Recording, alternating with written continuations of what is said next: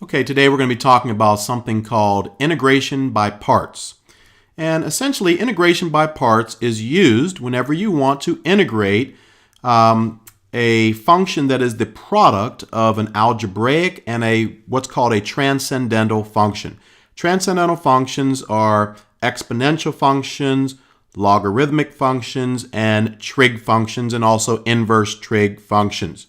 Not going to get into why they're called transcendental, but when you have a product of what's called an algebraic function like x to the third or x squared with one of these functions, you need to use what's called the integration by parts theorem.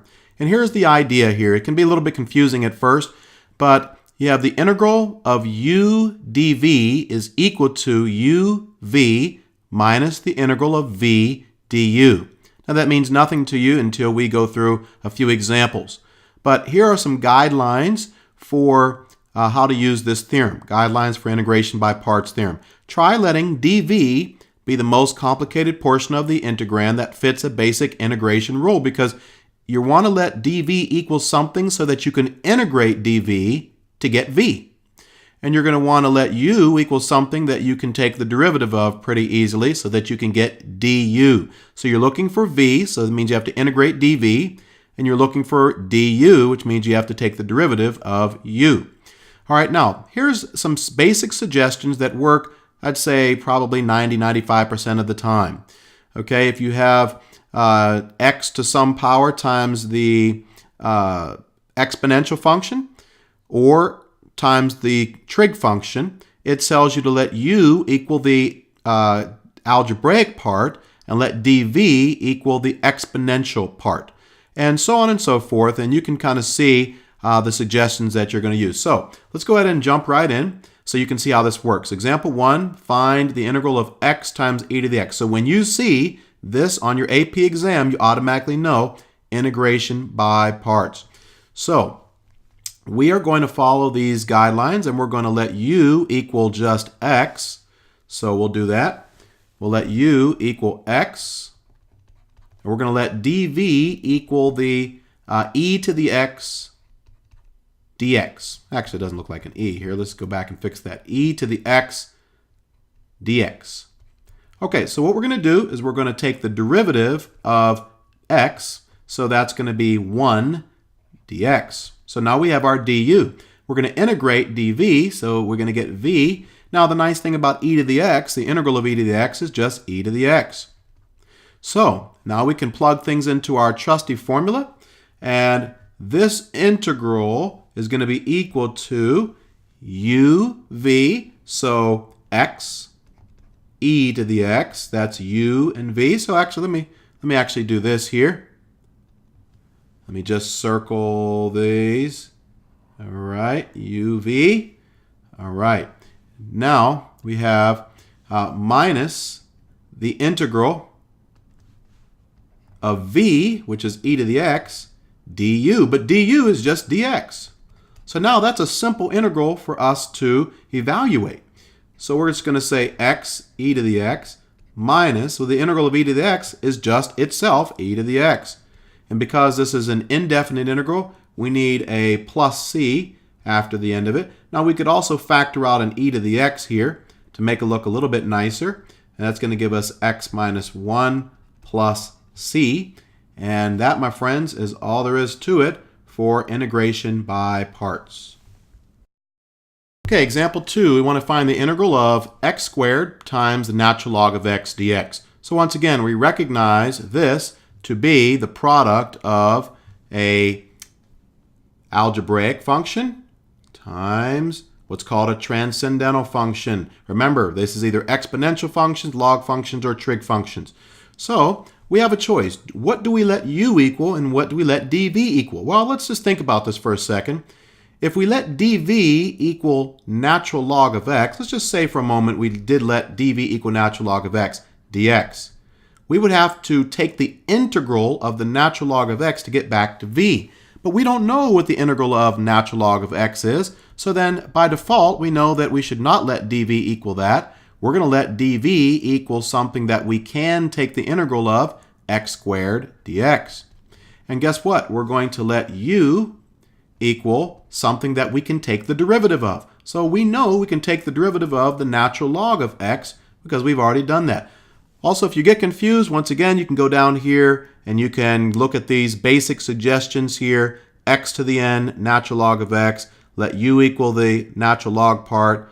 Let dv equal the x part. So let's go ahead and get started. So the integral is going to equal, this integral is going to equal uv. Actually, let's go ahead and figure this out. Du is going to be the derivative of natural log of x, so 1 over x dx.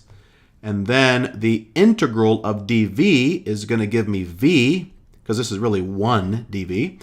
And this is going to be x cubed over 3. So let's now plug into our formula. So uv, so natural log of x times v, which is x cubed over 3. So I'll put x cubed over 3 minus the integral of v du, which is 1 over x dx. Now, we can go ahead and cancel off. We can do two things here. We can cancel off one of these x's here and make that a 2. We can also pull out the 1/3 in front of the integral to make things a little bit easier. So let me copy this down. X cubed natural log of x over 3 minus 1/3 integral. And now we're just left with just a basic integral x squared dx. So we're going to integrate this bad boy. So we have x cubed natural log of x over 3 minus 1/3 times x cubed over 3. And that's going to be plus c in a moment, but we're going to clean it up. So our final answer is going to be x cubed natural log of x over 3 minus x cubed over 9, because 3 times 3, plus a constant. And I know the answers are looking quite weird, but you can check them all in the calculator and you'll see that's what you get by result of integration by parts theorem. Okay, here we have a third example. We want to evaluate the integral. Now this is a definite integral, goes from 0 to 1, arc sine or inverse sine of x dx. And we want to use integration by parts here. So notice here that we could actually write this as 1 times inverse sine. So 1 is essentially your algebraic function, and arc sine is your transcendental function. Now, what do we do here? Well, let's just think about it once again. If we let dv equal the inverse sine of x, then we're going to have to integrate that to get back to v. We don't know the integral of the inverse sine of x. Hey, that's what we're trying to do, so you don't want to let dv equal that. But what do we know about the inverse sine? We know the derivative of it. So that lets you know that we need to start out by letting u equal the inverse sine of x, and we're going to let dv equal 1 dx, because that's the other function right there. So let's go ahead and plug that into our formula. So let's go ahead and fill out all 4 of our things that we need. Du is going to be the derivative of the inverse sine, which is going to be 1 over the square root of 1 minus x squared dx. Now integrating dv gives you v. Integral of 1 is just x. So we're ready to plug in. So uv, so that's going to be x inverse sine of x minus the integral of v, which is x, du, which is 1 over the square root. So I'm just going to write that on the bottom. Dx. All right, so now it gets fun. So now this integral right here, we're going to have to use a different method that we've learned in previous classes to integrate this. Well, the only other method that we've learned how to integrate is what's called u substitution. You got it. So we need to let u equal something so that when we take its derivative, it will get rid of this numerator. Hey, why don't we let u equal 1 minus x squared? So du is equal to, the derivative of 1 is gone. The derivative of negative x squared is negative 2x dx. And we're going to put du over negative 2x equals dx. So we're going to kind of table this for just a moment, this guy. We're going to work on this integral right here. So this is going to be the integral from 0 to 1. So we go ahead and put that in there. Of x over the square root of u times dx, which is du over negative 2x. Now this, you're going to have to be very careful with your algebra here. The x's cancel. I'm going to pull out the negative 1/2. Don't forget, there's a negative in front of this. Okay, so just keep that in mind. Actually, let's write it all out. X inverse sine of x minus, and then I'm going to pull out a negative 1/2. That comes from here. X's cancel. Integral. I'm going to bring the u to the half up to the top and make it u to the negative 1/2 du. So now I'm going to integrate this. So I'm going to add 1 to the power. So let me add 1 to the power. That's going to give me positive half. Dividing by positive half. It's going to be the same as multiplying by 2. So let me just make this negative and negative into a positive. So that's going to be 1/2. But when we bring the 2 that we get out in front, we get the 2 from dividing by 1/2, which is the same as multiplying by 2. That's going to cancel this 1/2 out. So essentially, we're just going to be left with 1 in front of there. And it's going to be u to the half du. Excuse me. We've already integrated, so we need a straight line. And it's going to be u to the half.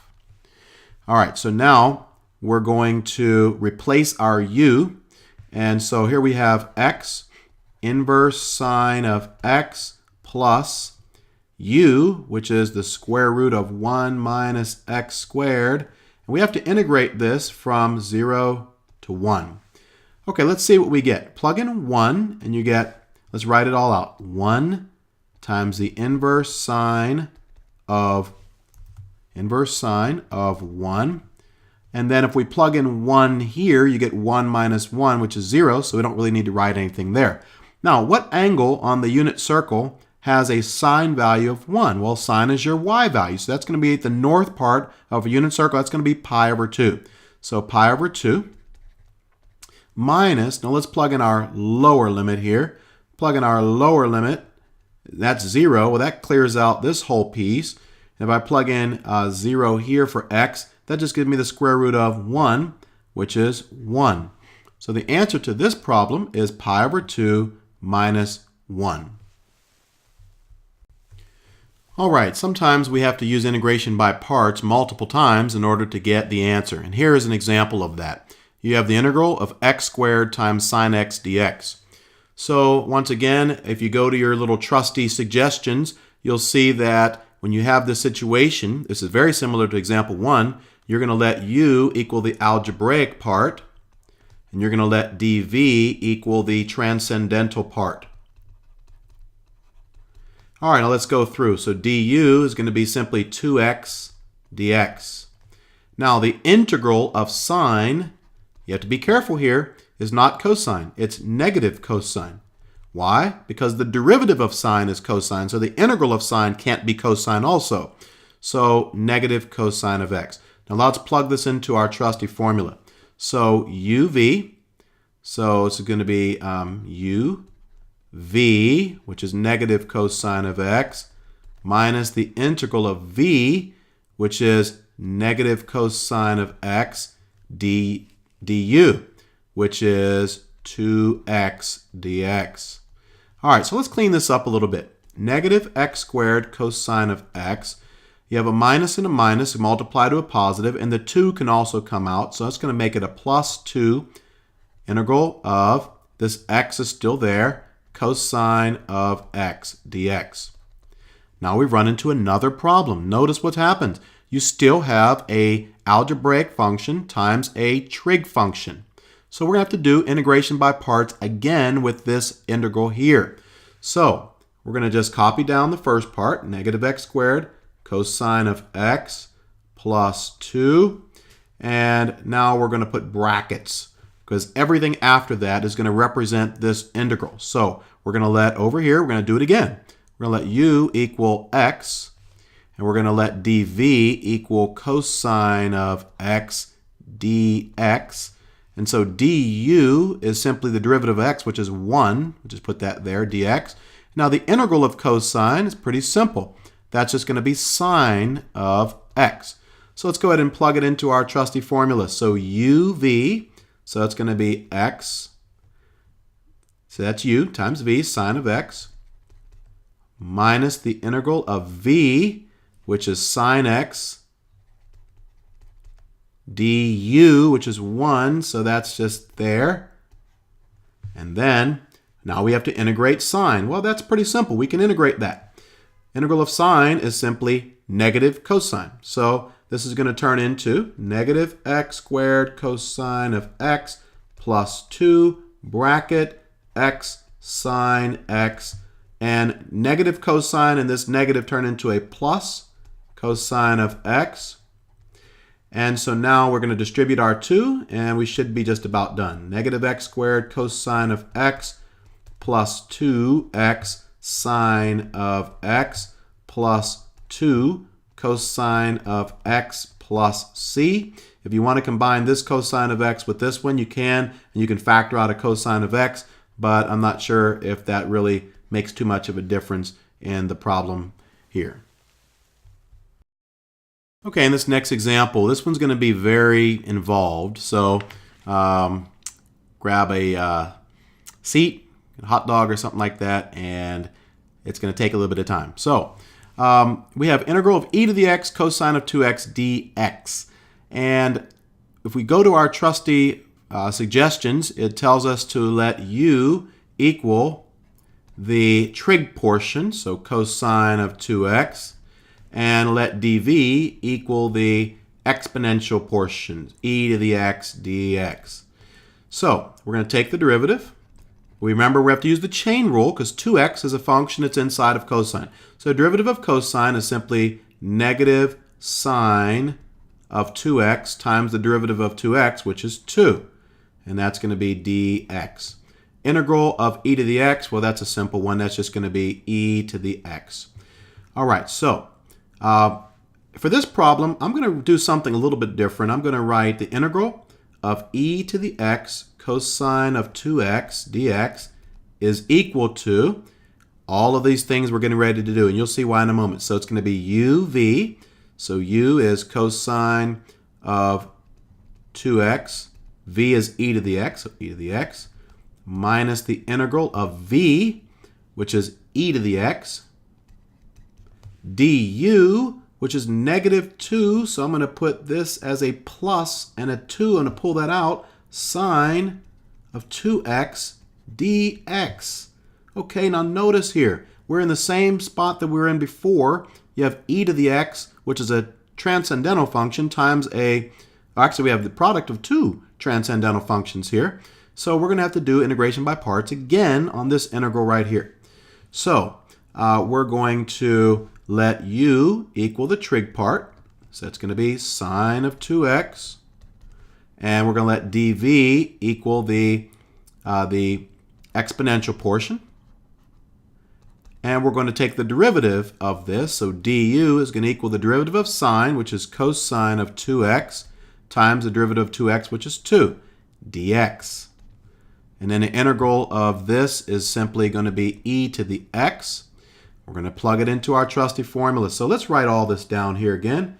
E to the x cosine of 2x dx equals e to the x cosine of 2x plus 2, big bracket.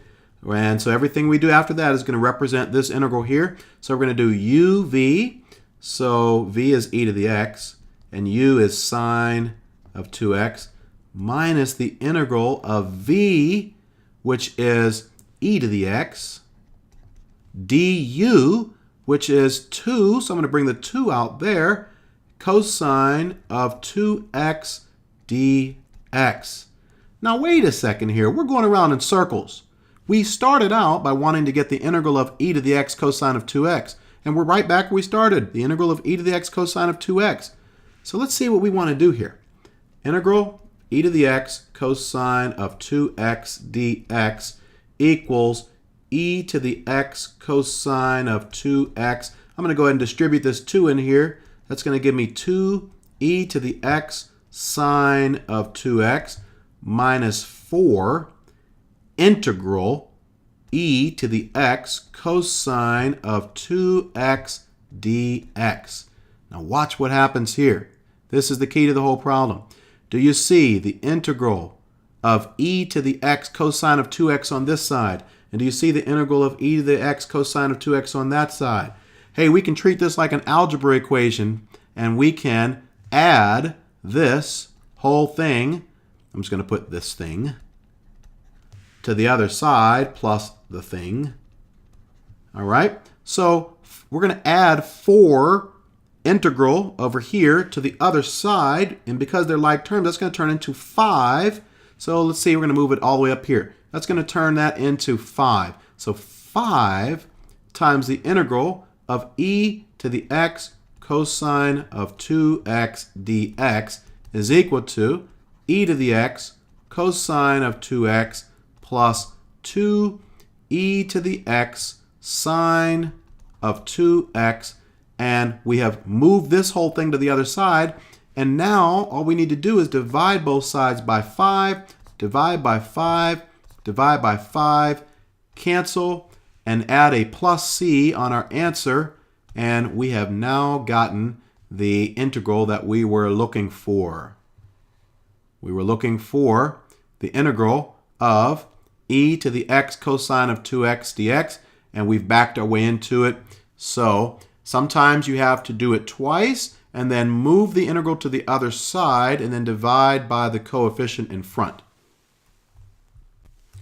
Okay, for the final example, this is a pretty simple one. We're trying to integrate the natural log of x dx. Earlier we said we didn't know what the integral of that was, but we're getting ready to figure out what it is now. So once again, we can write this as the integral of 1 times the natural log of x, so that we can actually see that it is the product of 2 functions. Now, obviously we can't let dv equal natural log of x, because we'd have to integrate the natural log of x. We'd have to integrate dv to get v. We don't know what the integral of the natural log of x is. That's what we're trying to do in this problem. So therefore, the only thing to do would be to let u equal natural log of x, because we do know how to take the derivative of natural log. We just don't know how to take the integral of it. So that means we're going to let dv once again equal 1 dx. So we're going to take the derivative of the natural log of x, which is 1 over x dx. And we're going to integrate 1 to be x. And now we're going to plug it into our formula. So this is equal to uv, so x natural log of x minus the integral of v, which is x, times du, which is 1 over x. And notice here that the x's are going to cancel, and leaving you with, this should be dx, leaving you with 1. So we have x natural log of x minus the integral of 1 dx. Well, the integral of 1 is just x. So x natural log of x minus x plus c. So this was a very simple example here. And now you know what the integral of the natural log of x is. It's x natural log of x minus x.